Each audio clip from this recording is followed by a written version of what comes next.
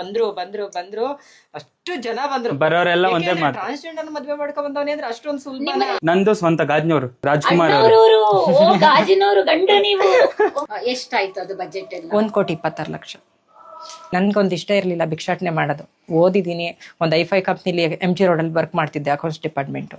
ಅಲ್ಲಿಂದ ಬಂದು ಡೈರೆಕ್ಟ್ ಇವ್ರನ್ನ ಮದ್ವೆ ಆದ್ಮೇಲೆ ನಾನು ಎಲ್ಲೂ ಕೆಲ್ಸಕ್ಕೆ ಕಳ್ಸಿಲ್ಲ. ಇವ್ರು ನಾನು ಮಂಡಿಗಾಲಲ್ಲಿ ನನ್ನ ಜೀವ ಇರೋವರೆಗೂ ನನ್ನ ಹೆಂಡತಿಗೆ ಹುಷಾರಾದ್ರೆ ನಾನು ಮಂಡಿಗಾಲಲ್ಲಿ ನಡೀತೀನಿ ಅಂತ ಅವ್ರು ನಡೆದಿದ್ದಾರೆ.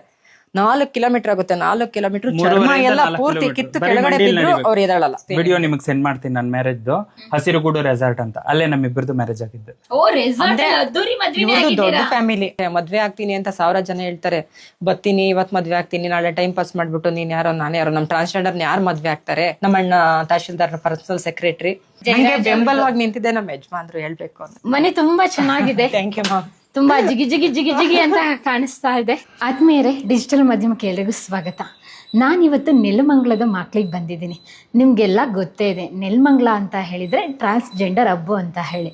ಇಲ್ಲಿ ಟ್ರಾನ್ಸ್ಜೆಂಡರ್ ಹಲವಾರು ಚಟುವಟಿಕೆಗಳನ್ನ ಮಾಡ್ತಾರೆ. ಕೆಲವೊಬ್ರು ಭಿಕ್ಷಾಟನೆ ಮಾಡಿದರೆ, ಕೆಲವೊಬ್ರು ಸೆಕ್ಸ್ ವರ್ಕ್ ಮಾಡ್ತಾರೆ.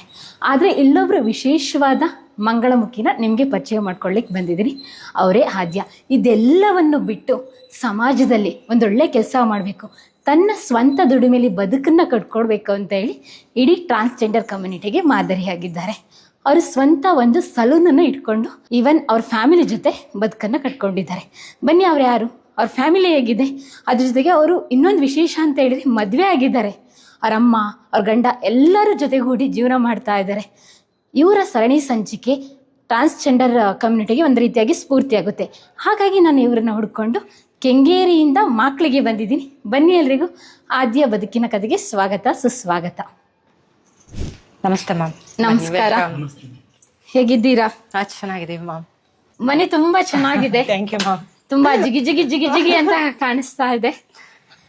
ಇವರು ಆದ್ಯ ನಮ್ಮ ಅಮ್ಮನ ತರ, ಅಂದ್ರೆ ಪಕ್ಕದ ಮನೆಯವರು. ನಂಗೆ ಸಾಕಷ್ಟು ಬೆಂಬಲವಾಗಿ ನಿಂತಿರ್ತಾರೆ. ನನ್ನ ಏರಿಯಾ ಸುತ್ತಮುತ್ತ ಇರೋರು ಇಂಥವ್ರೆ, ವಯಸ್ಸಾದವರು ಮತ್ತೆ ಅಂಗವಿಕಲರು, ಆ ತರದವ್ರಿಗೆ ನಾನು ಸೋಷಿಯಲ್ ವರ್ಕ್ ಮಾಡ್ತಾ ಇದ್ದೀನಿ. ಮತ್ತೆ ನಾನು ಪಾರ್ಲರ್ ನಡೆಸ್ಕೊಂಡು ಸೋಷಿಯಲ್ ವರ್ಕ್ ಕೂಡ ಮಾಡ್ತಾ ಇದ್ದೀನಿ ಈಗ. ಓ ಗ್ರೇಟ್ ಆದ್ಯ. ಅಂದ್ರೆ ನಾನು ಆಲ್ರೆಡಿ ಹೇಳ್ದೆ ನಮ್ಮ ವೀಕ್ಷಕರಿಗೆ, ನಿಮ್ಮ ಕತೆ ನಿಮ್ಮ ಕಮ್ಯುನಿಟಿಯವರಿಗೆ ಒಂದ್ ರೀತಿಯಾಗಿ ಸ್ಫೂರ್ತಿ ಆಗುತ್ತೆ. ನಿಮ್ಗೆ ಗೊತ್ತಿದೆ, ನೆಲಮಂಗಲ ಅಂತ ಹೇಳಿದ್ರೆ ಟ್ರಾನ್ಸ್ಜೆಂಡರ್ ಹಬ್ಬ ಆದ್ರೂ ಕೂಡ ಇಲ್ಲಿ ಏನೆಲ್ಲ ಚಟುವಟಿಕೆಗಳು ನಡೀತೆ ಅಂತ ಹೇಳಿ. ಅದ್ರ ಆಚೆಗೂ ಕೂಡ ಬದ್ ಕಟ್ಕೊಳ್ಳೋದಿದೆಯಲ್ಲ, ಸುಲಭವಾದ ಮಾತಲ್ಲ.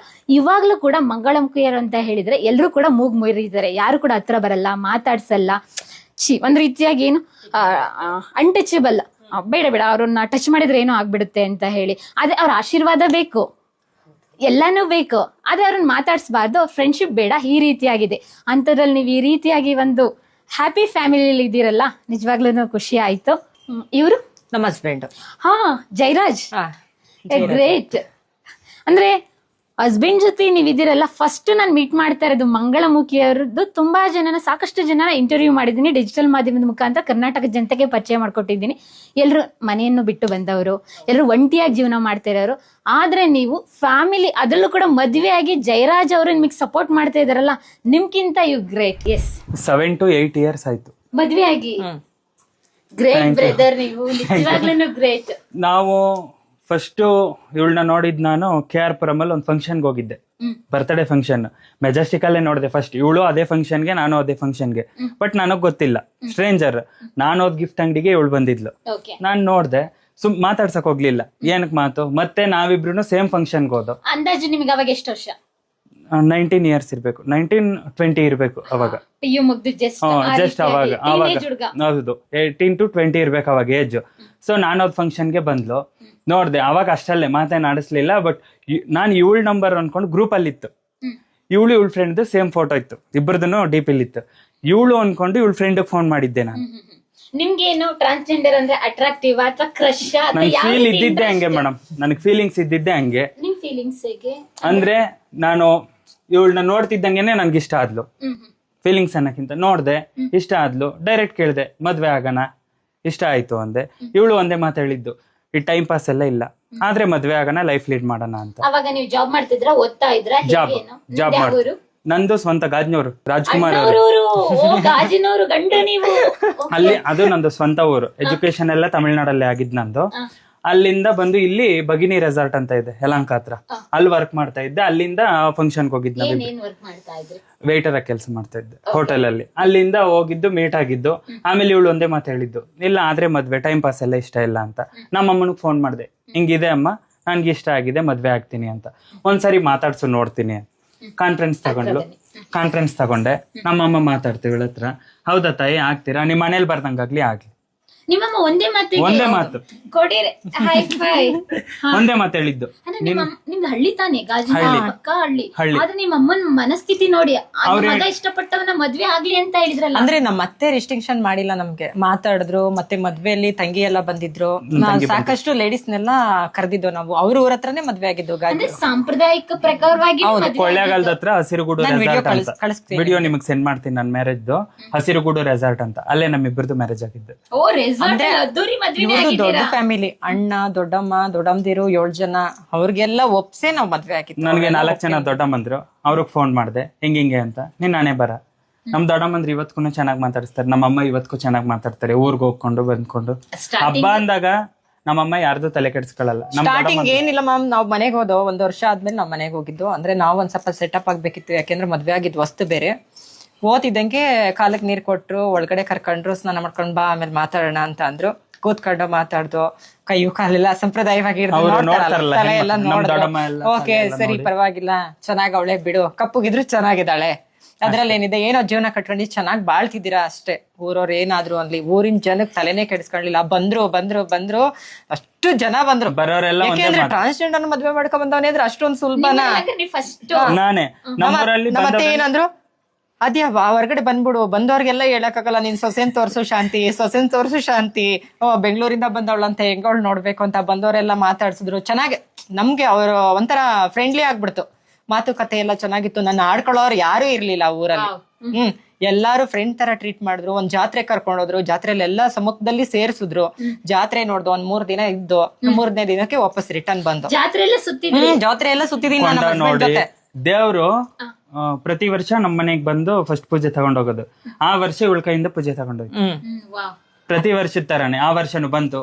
ಆವಾಗೂನು ನಮ್ ಸಾಂಪ್ರದಾಯಿಕ ಹಳ್ಳಿದ್ ಗೊತ್ತೇ ಇರ್ತದಲ್ಲ, ದೇವ್ರು ಹೇಳಿದ್ ಒಂದೇ ಮಾತು, ಅವ್ನ ಮನೇಲಿ ಬರ್ದಂಗಾಗೈತೆ, ಚೆನ್ನಾಗಿರ್ತಾನೆ, ನೆಮ್ಮದಿಯಾಗಿರು. ನಮ್ ದೊಡ್ಡಮ್ಮಂದ್ರು ಅಷ್ಟೇನೆ, ಇವತ್ಗೂ ಒಂದ್ ಮಾತು ಕೇಳಲ್ಲ. 8 ವರ್ಷ ಆಯ್ತು. ನಾನು 8 ವರ್ಷದಲ್ಲಿ ಅವ್ರ ಮನೆಗೆ ಹೆಂಗ್ ಕಾಲಿಟ್ನೋ ಇವತ್ತು ನನ್ ಜೊತೆ ಅದೇ ಪ್ರೀತಿ ವಿಶ್ವಾಸ. ನೀನ್ ಹಂಗೆ ನೀನ್ ಹಿಂಗೆ, ನಾನ್ ಟ್ರಾನ್ಸ್ಜೆಂಡರ್ ಅಂತ ಬೆಲ್ಡ್ ಮಾಡಿ ಕೂಡ ನಮ್ಮ ಅತ್ತೆ ತೋರ್ಸಿಲ್ಲ ನನ್ಗೆ. ಅದೇ ರೀತಿಯಾಗಿ ನೀವು ಉಳಿಸ್ಕೊಂಡಿದ್ದೀರಲ್ಲ, ನಿಜವಾಗ್ಲೂ ಗ್ರೇಟ್ ಆದ್ಯ. ನನ್ ಬದುಕಿ ಹೆಂಗ್ ಕಟ್ಕೋಬೇಕು ಅಂದ್ರೆ, ನಾನು ಎಜುಕೇಶನ್ ಮಾಡಿದ್ದು ಡಿಗ್ರಿ. ಅಂದ್ರೆ ನಿಮ್ಮ ಕತೆನ ಕೇಳೋದಕ್ಕಿಂತ ಮುಂಚೆ ಒಂದ್ ನಿಮಿಷ, ನಿಮ್ ಫ್ರೆಂಡ್ಸ್ ಏನಂದ್ರು ಮದ್ವೆ ಆಗ್ತೀನಿ ಅಂದಾಗ? ನನ್ ಫ್ರೆಂಡ್ಸ್ ಸರ್ಕಲ್ ನನ್ನ ಕಾಲೇಜಲ್ಲೇ ಲಾಸ್ಟ್. ಅವ್ರಗಳ್ದು ಕಾಂಟ್ಯಾಕ್ಟ್ ಇತ್ತು, ಒಂದಿಬ್ರಷ್ಟೇನೆ. ಏನೋ ಮಗ ಹಿಂಗೆ ಏನೋ ಕಣೋ ನನ್ಗಿಷ್ಟ ಆಯ್ತು, ಮದ್ವೆ ಆಗ್ತಿದ್ದೀನಿ ಅಂದೆ. ಹುಷಾರು, ನಿನ್ ಲೈಫ್ ನೀನ್ ಸೆಟಲ್ ಮಾಡ್ಕೊಂತಿದ್ಯಾ, ಹುಷಾರು, ಚೆನ್ನಾಗಿರು. ಇವತ್ಗೂ ನಮ್ಮ ಏರಿಯಾ ಸರೌಂಡಿಂಗ್ ಅಲ್ಲಿ ಒಂದಿಬ್ರು, ನಮ್ಮೂರೊಂದು ಹುಡುಗ TCI ಹತ್ರ ಪೆಟ್ರೋಲ್ ಬಂಕ್ ಅಲ್ಲಿ ಕೆಲಸ ಮಾಡ್ತಾನೆ. ನನ್ ಜೊತೆಗೆ ಎಜುಕೇಶನ್ ಮಾಡ್ದವನು. ಅವ್ನು ಇವತ್ ಗೆಲ್ ಸಿಕ್ಕಿದ್ರು, ಅಕ್ಕ ಚೆನ್ನಾಗಿದ್ಯಾ, ಅದಿ ಚೆನ್ನಾಗಿದ್ಯಾ, ಇಷ್ಟೇನೆ ಮಾತು. ಎಲ್ಲೇ ಹೋದ್ರು ಅಷ್ಟೇನೆ. ನನ್ ಫ್ರೆಂಡ್ ಸರ್ಕಲ್ ಅಷ್ಟೇ ಹೇಳಿದ್ದು, ನೀನ್ ನಾನೇ ಬರಕಣೋ, ಚೆನ್ನಾಗಿದ್ರೆ ಸರಿ ಅಷ್ಟೇನೆ. ಇವತ್ತು ಸುತ್ತಾಡೋದಾಗ್ಲಿ ಎಲ್ಲಾ ಕಡೆ ಹೋಗ್ತೀನಿ. ಮುಂಚೆ ಮದ್ವೆ ಆದ ಮುಂಚೆ ಸುತ್ತಾಟ ಓಡಾಟ ಇಲ್ಲ ಮ್ಯಾಮ್, ನನ್ಗೆ ಅದ್ ಆಸೆ ಇರ್ಲಿಲ್ಲ. ನಂಗೆ ಈ ಟೈಮ್ ಪಾಸ್ ಮಾಡೋದು ಅಥವಾ ಅವ್ರನ್ನ ಮೀಟ್ ಮಾಡಿ ಡೇಟಿಂಗ್ ಮಾಡೋದು ಅದೆಲ್ಲ ಇಷ್ಟ ಇರ್ಲಿಲ್ಲ. ನನ್ನ ನೋಡಿದ್ರೆ ಅವರು ರಿಸೆಪ್ಷನ್ ಅಲ್ಲೇ ನೋಡ್ಬೇಕು. ನಂದೊಂದಿದು, ನೀನು ನನ್ ರಿಸೆಪ್ಷನ್ ಕರ್ಕ ಬರ್ತಾರಲ್ಲ ಅವಾಗೆ ನೋಡ್ಬೇಕು. ಇವತ್ ನೋಡಿದ್ಯಾ ಅದೇ ಲಾಸ್ಟ್. ಇಷ್ಟ ಇದ್ರೆ ಮೂವ್ ಮಾಡೋಣ, ಫೋನಲ್ಲಿ ಮಾತಾಡ್ಕೊಂಡು ಮೂವ್ ಮಾಡೋಣ. ವಿಡಿಯೋ ಕಾಲ್ ಕೂಡ ಮಾಡಿಲ್ಲ ನಾನು ಒಂದಿನಕ್ಕೂ ಅವ್ರಿಗೆ. 6 ತಿಂಗಳು ಗ್ಯಾಪ್ ಆಯ್ತು ಮದ್ವೆಗೆ ನಮ್ ಪರಿಚಯ ಆದಾಗಿಂದ. 6 ತಿಂಗಳಲ್ಲಿ 1-2 ಸಾರಿ ಕೇಳ್ದೆ. ಇವಳು ಬರ್ತಡೇ ಬಂತು ಮಿಡ್ಲಲ್ಲಿ, ಬಾ ಹೋಗ್ಲಿ ಬರ್ತಡೇಗೆ ಎಲ್ಲ ಸೆಲೆಬ್ರೇಷನ್ ನೋಡ್ಬೇಕಾ, ಡೈರೆಕ್ಟ್ ರಿಸೆಪ್ಷನ್ ಮದ್ವೆ. 6 ತಿಂಗಳು ಬರೀ ಫೋನ್ ಅಲ್ಲೇ ಚಾಟಿಂಗ್ ಅಲ್ಲಿ ಇದ್ದು ಮಾತಾಡ್ಕೊಂಡು ಆಮೇಲೆ ಡೈರೆಕ್ಟ್ ಹಸಿರುಗೂಡಲ್ಲೇ ನೋಡಿದ್ದು. ನಂಗೆ ನಾನ್ ಫಸ್ಟ್ ಅವ್ರ ಮದ್ವೆ ಆಗ್ತೀನಿ ಅಂದಿದ ತಕ್ಷಣ ಹೇಳಿದ್ದು, ತಾಲಿ ಕಾಲಂಗ್ರ ತಗ್ಗಿ ಆಮೇಲೆ ನೋಡೋಣ. ನೀನ್ ಕಾನ್ಫಿಡೆಂಟ್ ಇರ್ಬೇಕು. ನನ್ಗೆ ಮದ್ವೆ ಆಗ್ತೀನಿ ಅಂತ 1000 ಜನ ಹೇಳ್ತಾರೆ, ಬರ್ತೀನಿ ಇವತ್ ಮದ್ವೆ ಆಗ್ತೀನಿ, ನಾಳೆ ಟೈಮ್ ಪಾಸ್ ಮಾಡ್ಬಿಟ್ಟು ನೀನ್ ಯಾರೋ ನಾನು ಯಾರೋ, ನಮ್ ಟ್ರಾನ್ಸ್ಜೆಂಡರ್ನ ಯಾರು ಮದ್ವೆ ಆಗ್ತಾರೆ, ಅದೆಲ್ಲ ಸುಳ್ಳು. ನಮ್ಮ ಅತ್ತೆ ಕೈಲಿ ಮಾತಾಡ್ಸು ಫಸ್ಟ್. ನಿಮ್ಮಮ್ಮ ಒಪ್ಪಿದ್ರೆ ಆಮೇಲೆ ಮದ್ವೆ ಆಗೋಣ. ಈಗ ನಿನ್ಗೂ ಒಂದ್ ಜೀವನ ಇದೆ, ಆ ಜೀವನ ಹಾಳು ಮಾಡಕ್ ನಾನು ಇಷ್ಟಪಡಲ್ಲ. ನಿಮ್ಮ ಮನೇಲಿ ಒಪ್ಸು. ನನ್ನ ಮನೇಲಿ ನಾನು ಹೇಳಕ್ಕಷ್ಟು ಧೈರ್ಯ ಇರ್ಲಿಲ್ಲ. ನಮ್ಮ ಅತ್ತೆಯರ ಮನೇಲಿ ಒಪ್ಸಿದ್ದೆ ನಾನು. ನಮ್ಮ ಅತ್ತೆಯರ ಮನೇಲಿ ಒಪ್ಸಿ ಮದ್ವೆ ಆಗಿ ಬಂದು 1 ವಾರಕ್ಕೆ ನಮ್ಮ ಮನೇಲಿ ಒಪ್ಕೊಂಡ್ರು. ನಮ್ಮಪ್ಪ ನಮ್ಮಮ್ಮ, ನಮ್ಮಣ್ಣ ತಹಶೀಲ್ದಾರ್ ಪರ್ಸನಲ್ ಸೆಕ್ರೆಟರಿ. ಹಂಗಾಗಿ ನನ್ಗೆ 3 ಜನ ಹಾಕ್ದಿರು, ಬಾವ್ದಿರು, ಮಕ್ಳು ಎಲ್ಲ ಇಡೀ ಫ್ಯಾಮಿಲಿನೇ ನಾನು ಇದೇ ಊರಲ್ಲಿದೆ. ನಾನು ಇರೋ ಊರಲ್ಲೇ ನಾನು ಸಂಸಾರ ಕಟ್ಕೋಬೇಕು ಅಂತ ನಾನು ಅವತ್ತೇ 1 ವಾರಕ್ಕೆ ಬಂದು ನಾನು ಇಲ್ಲೇ ಮನೆ ಮಾಡ್ಕೊಂಡು ನಮ್ಮ ಅಮ್ಮರ ಮನೆ ಹತ್ರನೇ ಇದ್ದೀನಿ. ಓಕೆ. ಇವರು ಅಂದ್ರೆ ನೀವ್ ಹೇಳ್ತಾರೆ ನಿಮ್ಗೆ ಅಮ್ಮನ್ ತರ ಅಂತ ಹೇಗೆ? ನನಗೆ ತಾಯಿ ಹೇಗೆ ಅಂದ್ರೆ ನಾನು ಈ BDAಗೆ ಬಂದ್ಮೇಲೆ ಇವ್ರು ನನ್ಗೆ ಫಸ್ಟ್ ಪರಿಚಯ ನಾವು ಹೋಟ್ಲ್ ಹಾಕಿದ್ದಾಗ ಹಿಂಗೆ ಅಕ್ಕಪಕ್ಕ ಮನೆ ಇವ್ರಿಗೊಂದ್ ಸ್ವಲ್ಪ ಹೆಲ್ತ್ ಅಪ್ಸೆಟ್ ಆಗಿತ್ತು, ಹಂಗಾಗಿ ಅವ್ರಿಗೆ ಮನೆಗಳು ಮಾಡಿಸ್ಕೊಡೋದು, ಮನೆ ಇರ್ಲಿಲ್ಲ ಅವ್ರಿಗೆ, ಮಕ್ಳು ಬೇರೆ ಇಲ್ಲ, ಗಂಡ್ ಮಕ್ಳು ಯಾರು ಇಲ್ಲ, ಹಂಗಾಗ್ಬಿಟ್ಟು ಅವ್ರಿಗೊಂದ್ ಸ್ವಲ್ಪ ನಾವು ಸಪೋರ್ಟ್ ಆಗಿ ನಿಂತ್ರೆ ನಮ್ಗೆ ಏನಾದ್ರು ಪಾಪ ಫ್ಯೂಚರ್ ಅಲ್ಲಿ ಅವ್ರಿಗೆ ಹೆಲ್ಪ್ ಮಾಡ್ಬೋದಲ್ವಾ ಏನಾದ್ರು. ನನ್ನ ಉದ್ದೇಶ ಅಷ್ಟೇ. ಸಿಕ್ಕಾಪಟ್ಟೆ ಜನ ಇಲ್ಲಿದ್ದಾರೆ BDAದಲ್ಲಿ, ಅವ್ರಿಗೆಲ್ಲ ಏನು ವೃದ್ಧಾಪ್ಯ ವೇತನ ಮಾಡಿಸ್ಕೊಡೋದು, ಪೆನ್ಷನ್ಗಳು ಮಾಡಿಸ್ಕೊಡೋದು, ಸೋಷಿಯಲ್ ವರ್ಕ್. ಅದ್ರ ಜೊತೆಗೆ ನಾನು ಪಾರ್ಲರ್ ನಡೆಸ್ಕೊಂಡು ನಾನು ಸ್ಟೂಡೆಂಟ್ಗಳಿಗೆ ಪಾಠ ಮಾಡ್ಕೊಂಡು ಎಲ್ಲಾ ಕ್ಲಾಸಸ್ ಎಲ್ಲ ರಾಜ್ಯಾಧ್ಯಕ್ಷರು. ಈಗ 2024 ಅಲ್ಲಿ ನಾನು ಡಿಸ್ಟಿಕ್ ಐಕಾನ್ ಆಗಿ ಸೆಲೆಕ್ಟ್ ಆದೆ ದೊಡ್ಡಬಳ್ಳಾಪುರ. ಅದಾಗ್ತಿದ್ದಂಗೆ ನಾನು ಮಹಿಳಾ ರಾಜ್ಯಾಧ್ಯಕ್ಷರ ಜೊತೆ ಅಧ್ಯಕ್ಷರಾಗಿ ಅದಕ್ಕೆ ಸೆಲೆಕ್ಟ್ ಆದೆ. ಅದಾಗ್ತಿದ್ದಂಗೆ ಕನ್ಸು ಚಾರಿಟಬಲ್ ಟ್ರಸ್ಟ್ಗೆ ಒಂದು ಟ್ರಸ್ಟ್ಗೆ ವೈಸ್ ಚೇರ್ಮನ್ ಆಗಿ ಸೆಲೆಕ್ಟ್ ಆಗಿದ್ದೀನಿ. ಈಗ ನೆಕ್ಸ್ಟ್ ಅವಾರ್ಡ್ ಕಿತ್ತೂರು ರಾಣಿ ಚೆನ್ನಮ್ಮ ಅವಾರ್ಡ್ಗೆ ಇದ್ ಮಾಡಿದ್ದಾರೆ, ಹೆಸರು ಕೊಟ್ಟಿದ್ದಾರೆ. ಫೈನಲಿಸ್ಟ್ ಆದ್ಮೇಲೆ ನಾನು ಅದಕ್ಕೂ ಸೆಲೆಕ್ಟ್ ಮಾಡ್ತೀನಿ ಅಂತ ಹೇಳಿದ್ದಾರೆ. ನನ್ನ ಆಸೆ ಏನ್ ಗೊತ್ತಾ, ಬೆಳಿಬೇಕು. ನಾವ್ ಇಷ್ಟೇ ಇರಬಾರ್ದು. ಭಿಕ್ಷಾಟನೆ ನನ್ಗೊಂದು ಇಷ್ಟ ಇರ್ಲಿಲ್ಲ ಭಿಕ್ಷಾಟನೆ ಮಾಡೋದು. ಓದಿದ್ದೀನಿ, ಒಂದು ಐಫೈ ಕಂಪ್ನಿಲಿ MG ರೋಡಲ್ಲಿ ವರ್ಕ್ ಮಾಡ್ತಿದ್ದೆ, ಅಕೌಂಟ್ಸ್ ಡಿಪಾರ್ಟ್ಮೆಂಟು. ಅಲ್ಲಿಂದ ಬಂದು ಡೈರೆಕ್ಟ್ ಇವ್ರನ್ನ ಮದ್ವೆ ಆದ್ಮೇಲೆ ನಾನು ಎಲ್ಲೂ ಕೆಲ್ಸಕ್ಕೆ ಕಳ್ಸಿಲ್ಲ. ಇವರು ಮಿಡಲ್ ಅಲ್ಲಿ ನಮ್ಗೆ ತುಂಬಾ ಪ್ರಾಬ್ಲಮ್ ಬಂತು, ಅದ್ ನಿಮ್ಮ ಹತ್ರ ಹೇಳ್ಕಂತೀನಿ. ಆಮೇಲೆ ನಮ್ಮ ಪಾರ್ಲರ್ ನೋಡಿದ್ಮೇಲೆ ನನ್ ಹಿಂಗ್ ಆಯ್ತು, ನಮ್ ಜೀವನ ಶೈಲಿ ಹೇಗಿತ್ತು ಅದನ್ನ ಹೇಳ್ತಾ ಹೋಗ್ತೀನಿ. ಇದು ಸ್ವಂತ ತಗೊಂಡಿದ್ದ ನೀವು? ಇಲ್ಲ, ಇದು ನಾನು ಈಗ ಬಾಡಿಗೆಗಿದ್ದೀನಿ. ನಾನು ಉಣ್ಣಿಗೆರೆ ಅಂತ ಹೇಳ್ಬಿಟ್ಟು 4 BHK ತಗೊಂಡಿದ್ದೀನಿ. ನೆಕ್ಸ್ಟ್ ಮಂತ್ ಅಲ್ಲಿ ಗೃಹ ಪ್ರವೇಶ ಅಲ್ಲಿ ಡೂಪ್ಲೆಕ್ಸ್ ತಗೊಂಡಿದ್ದೀನಿ. ಅದು ನಮ್ಮಮ್ಮ ಡೆತ್ ಆದ್ರು 2 months ಬ್ಯಾಕ್. ಹಂಗಾಗ್ಬಿಟ್ಟು ನಾನು ಡಿಲೇ ಆಯ್ತು ಗೃಹ ಪ್ರವೇಶ. ಎಷ್ಟಾಯ್ತು ಅದು ಬಜೆಟ್ ಎಲ್ಲ? 1,26,00,000. ಕೋಟಿ ಬೆಲೆ ಬಾಳ್ತಾರಪ್ಪ ಆದ್ಯ ಇವಾಗ ಜಯರಾಜು ಆದ್ಯ ಇವರು. ಮಾಮ್ 5 ರೂಪಾಯಿಯಲ್ಲಿ ಜೀವನ ಕಟ್ಕೊಂಡಿರೋಳ್ ನಾನು. ಬರೀ 5 ರೂಪಾಯಿಯಲ್ಲಿ. ನನ್ನ ಹತ್ರ ಯಾವ್ದು ಬ್ಯಾಕ್ ಗ್ರೌಂಡ್ ಇರ್ಲಿಲ್ಲ, ಫ್ರೆಂಡ್ ಸರ್ಕಲ್ ಇರ್ಲಿಲ್ಲ. ಮದ್ವೆ ಮಾಡ್ಬಿಟ್ರು, ಎಲ್ಲ ಕೈ ಬಿಟ್ಬಿಟ್ರು. ಕೈ ಬಿಟ್ಬಿಟ್ರು. 100 ರೂಪಾಯಿ ನನ್ನ ಫ್ರೆಂಡ್ ಆನಂದಿ ಅಂತ ಇದ್ಲು, ಅವಳು 100 ರೂಪಾಯಿ ಕೊಟ್ಟೋದ್ಲು. ಕೊಳ್ಳೇಗಾಲದಲ್ಲಿ ಊಟಕ್ಕೆ ಅಂತ ಅಕ್ಕಿ ತರಿಸಿದ್ವಲ್ಲ, ಅದೇ ನಮ್ ಜೀವನ ಶೈಲಿ. ಹೋಗೋದು, ಸಾಂಬಾರ್ ತರದು, ಒಂದು ವಾರ ಹೆಂಗೋ ಮ್ಯಾಚ್ ಅಪ್ ಮಾಡ್ಕೊಂಡು ಹೋದೋ. ಆಮೇಲೆ ನಂದು PF ಬಂತು. ಹಂಗೆ ಬಾಡಿಗೆ ಅಡ್ವಾನ್ಸ್ ಎಲ್ಲ ಕೊಟ್ಟಿದ್ದು. PF ದುಡ್ಡಿನಿಂದ ನಾವು ಒಂದ್ ಸ್ವಲ್ಪ ಐಟಮ್ ಎಲ್ಲ ಪರ್ಚೇಸ್ ಮಾಡ್ಕೊಂಡು ಜೀವನ ಶುರು ಮಾಡ್ದು. ನನ್ಗೆ ಇವ್ರು ಬೇರೆ ಹತ್ರ ವರ್ಕ್ ಮಾಡೋದು ಇಷ್ಟ ಇರ್ಲಿಲ್ಲ, ನನ್ಗೆ ಹೋಟ್ಲು ಕೆಲಸ ಮಾಡೋದು ಇಷ್ಟ ಇರ್ಲಿಲ್ಲ. ಸ್ವಂತ ಹೋಟ್ಲ್ ಹಾಕೋಣ ಫಸ್ಟ್, ನೋಡೋಣ ಆಮೇಲೆ ಏನಾಗುತ್ತೆ, ದೇವ್ರಿಗೆ ಬಿಟ್ಟಿದ್ದು ಅಂತ ಹೇಳಿ ಹೋಟ್ಲು ಶುರು ಮಾಡ್ದೋ ಫಸ್ಟ್ ನಾವು. ಲಾಂಗ್ ಸ್ಟೋರಿ ತುಂಬಾ ಲಾಂಗ್ ಇದೆ. ಜಯರಾಜ್ ಮತ್ತೆ ಆದ್ಯ ಅವ್ರದ್ದು. ಅಮ್ಮ ನಿಮ್ಗೆ ಏನ್ ಅನ್ಸುತ್ತೆ ಇವ್ರು ಪರಿಚಯ ಆಗಿದ್ದು? ನಿಮ್ಮ ಹೆಸರು ಅಮ್ಮ? ನನ್ನ ಹೆಸರು ಗೀತಾ ಅಂತ. ನನಗೆ ಒಂದು 5-6 ವರ್ಷದಿಂದ ಇವ್ರ ಪರಿಚಯ. ಫಸ್ಟ್ BDA ಅಪಾರ್ಟ್ಮೆಂಟ್ ಅಲ್ಲಿ ಇದ್ದೆ. ಆಮೇಲೆ ಹೆಲ್ತ್ ಫುಲ್ ಪ್ರಾಬ್ಲಮ್ ಆಗೋಯ್ತು. ಅದರಿಂದ ಆಲೂರು ದಿಣ್ಣೆ ಆ ಕಡೆ ಹೋದ್ವಿ. ಅಲ್ಲಿ ಅವ್ರು ಹೋಟೆಲ್ ಇಟ್ಕೊಂಡಿರಲ್ಲ, ಆಗ ನಂಗೆ ಅವ್ರ ಪರಿಚಯ ಆಯ್ತು. ಮತ್ತೆ ಮನೆಗೋಸ್ಕರ ಮತ್ತೆ ಯಲಹಂಕ ಕಡೆ MLA ಅವ್ರ ಕಡೆಗೆಲ್ಲ ಕರ್ಕೊಂಡೋಗಿ ಎಲ್ಲ ಮಾಡಿಸ್ಕೊಟ್ರು. ಒಂದು ರೀತಿ ಪ್ರಾಬ್ಲಮ್ ಸಾಲ್ವ್ ಆಯ್ತು. ನಿಮಗೆ ಮಕ್ಳಿಲ್ಲ. ನಮ್ಮನೆ ಮಕ್ಳು ತರ ನೋಡ್ತಾ ಇದ್ದಾರೆ ಈಗ ಅವರು. ಇವ್ರು ನಿಮ್ ಜೊತೆಲೇ ಇರೋದ ಇವಾಗ? ಇಲ್ಲ, ಮನೆ ಅಲ್ಲಿದೆ ಆ ಕಡೆ. ನನ್ನ ಹತ್ರ ಮನೆ ಹತ್ರ ಇವತ್ತು ಹಾಸ್ಪಿಟ್ಲ್ ಹೋಗೋದಿತ್ತು. ಅವರು ಹೆಲ್ತ್ ಒಂದ್ ಸ್ವಲ್ಪ ಅಪ್ಸೆಟ್ ಆಗಿದೆ, ಹಂಗೆ ಇಲ್ಲಿ ಬಂದ್ರು. ಹಂಗೆ ನಿಮ್ಮನ್ನ ಮೀಟ್ ಮಾಡಿದಾಗ ಅಲ್ಲಿ ಹೋಗಕ್ಕೆ ರೆಡಿಯಾಗಿ ನಿಂತಿದ್ದೀನಿ. ಇವ್ರು ಬಂದ್ರು, ಹಿಂಗ್ ಬರ್ತಾ ಇದಾರೆ ಬನ್ನಿ ಅಂತ. ಅದಕ್ಕೆ ಇಲ್ಲಿ ಬಂದೆ ನಾನು. ಇಲ್ಲಾಂದ್ರೆ ತುಂಬಾನೇ ಹೆಲ್ತ್ ಪ್ರಾಬ್ಲಮ್ ಆಗೋಗಿತ್ತು ಆಗ್ಲೇ. ಇವ್ರ ಪರಿಚಯ ಮುಂಚೆನೆ ನಿಂತ್ಕೊಳ್ಳೋ ತಾಕತ್ತು ಇರ್ಲಿಲ್ಲ ನಂಗೆ, ಅಷ್ಟು ಪ್ರಾಬ್ಲಮ್ ಆಗಿತ್ತು. ಮ್ಯಾಮ್ ಇವ್ರನ್ನ ಕೆಲವೊಬ್ರು ಅಣ್ಣ ಅಕ್ಕಿನೇ ಎಲ್ಲೂ ಕರ್ಕೊಂಡು ಹೋಗ್ಬೇಡ, ಅವ್ಳಿಗೆ ಮನೆ ಮಾಡಿಸ್ಕೊಡ್ಬೇಡ ಅಂತ ಹೇಳ್ದವ್ರು ಉಂಟು. ಆದ್ರೆ ಅವರು ಪಾಪ ಅಷ್ಟು ಹೆಲ್ತ್ ಅಪ್ಸೆಟ್ ಆದ್ರೂ ಗಾಡಿ ನನ್ ಜೊತೆ ಗಾಡಿಲಿ ಬಂದು ನನ್ನ ಏನು ಆಗಲ್ಲ ನಡಿ ಅದ್ಯಾ, ನನ್ಗೆ ಮನೆ ಒಂದ್ ಮಾಡ್ಕೊಡು, ನನ್ ಜೀವನಕ್ಕೆ ಒಂದು ಆಧಾರ ಬೇಕು ಅಂತ ಹೇಳಿ ಅವ್ರಿಗೆ ಆಧಾರ ಕಟ್ಕೊಟ್ಟು ಏನೋ ಇವಾಗ ಖುಷಿಯಾಗಿದ್ದಾರೆ. ಲೈಫ್ ಸ್ಟೈಲ್ ಅಲ್ಲಿ ಅಂಕಲ್ಲು ಮತ್ತೆ ಇವರು ಅವ್ರ ಡ್ಯೂಟಿಗೆ ಹೋಗ್ತಾರೆ, ಯಜಮಾನ್ರು.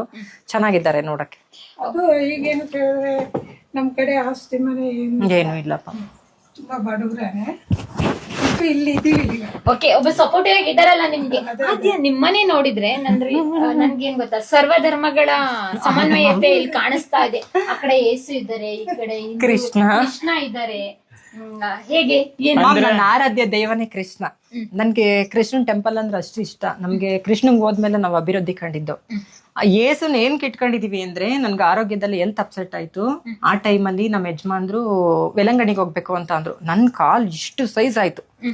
ಹೊರಟಿದೀವಿ ಅವತ್ತೇನೆ ಸ್ನಾನಕ್ಕೆ ಹೋಗಿ ಬರೋ ವರ್ಷದಲ್ಲಿ ಕಾಲ್ ತುಂಬಾ ಹೊತ್ತು. ಅವಾಗ ನನ್ ಮಾತನ್ ಗರ್ಕೆ ಮಾಡ್ಕೊಂಡ್ರು. ನಾನ್ ಮಂಡಿಗಾಲಲ್ಲಿ ನನ್ ಜೀವ ಇರೋವರೆಗೂ ನನ್ನ ಹೆಂಡತಿಗೆ ಹುಷಾರಾದ್ರೆ ನಾನ್ ಮಂಡಿಗಾಲಲ್ಲಿ ನಡೀತೀನಿ ಅಂತ.